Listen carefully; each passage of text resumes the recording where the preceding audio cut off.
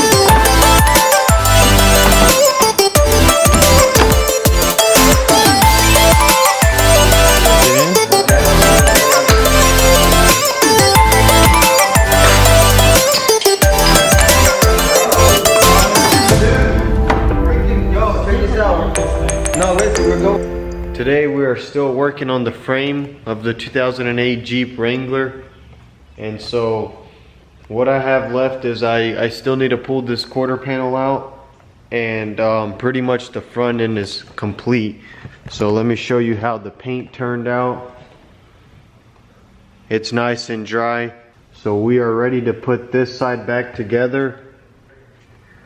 On this side we are going to go ahead and start taking off the manifold, and as you can see, it gives us plenty of space, so we're going to take advantage of that, and we are going to change out our manifolds and service this motor before we put the front end back together. So let's get back to the frame.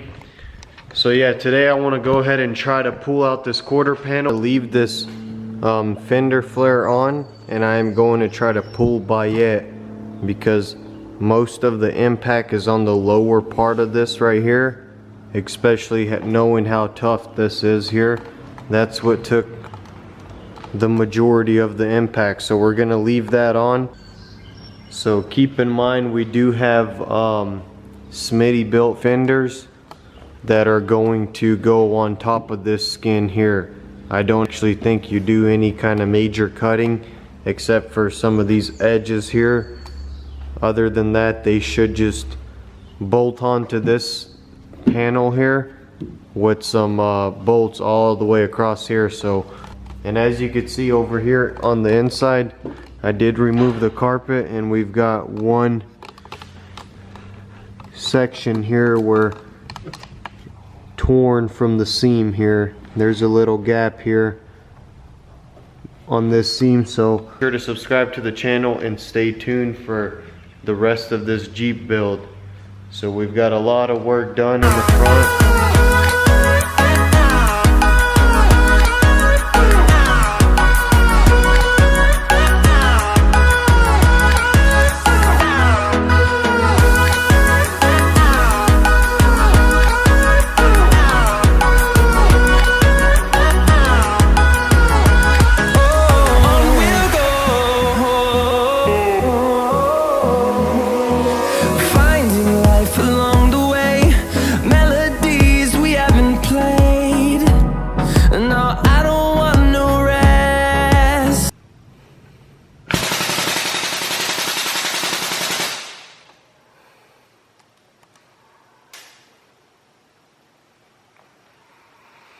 So yeah, this is the only clamp I've used, and it's going right around that lip of the fender, so we're not actually doing any damage underneath.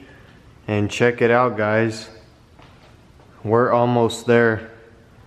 I'm gonna hammer on it just a little bit more.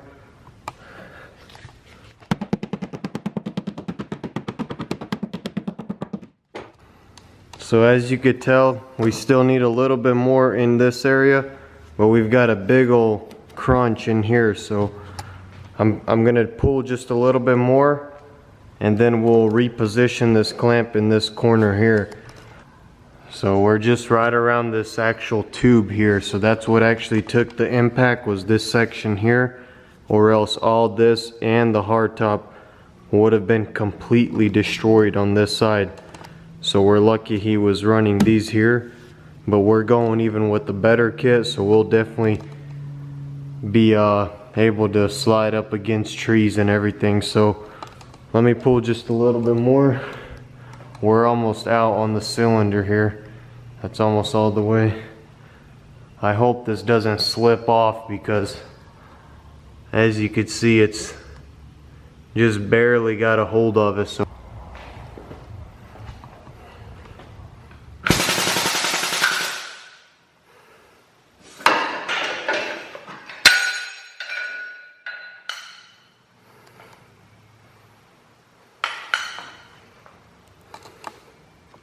we've got our fender flare off here, and that's as much as we could get out with that on.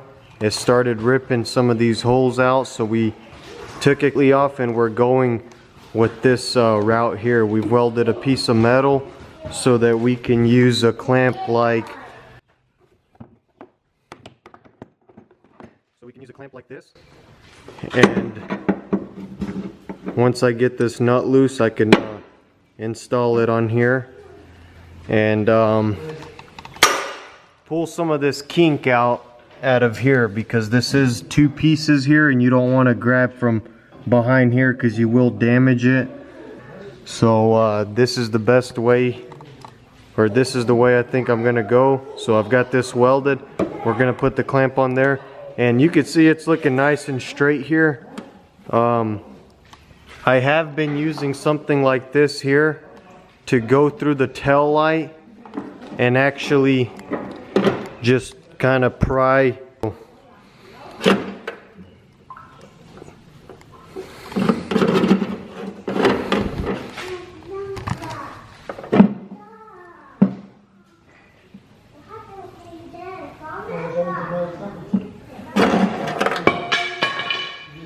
Piece of block in here to actually give us more strength on this wall here that we're pushing against, and we've got it going to the middle post that goes up in here.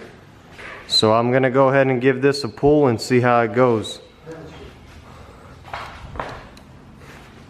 We've got the original door on because we're test fitting the fender, and you can see the gaps, they're looking okay.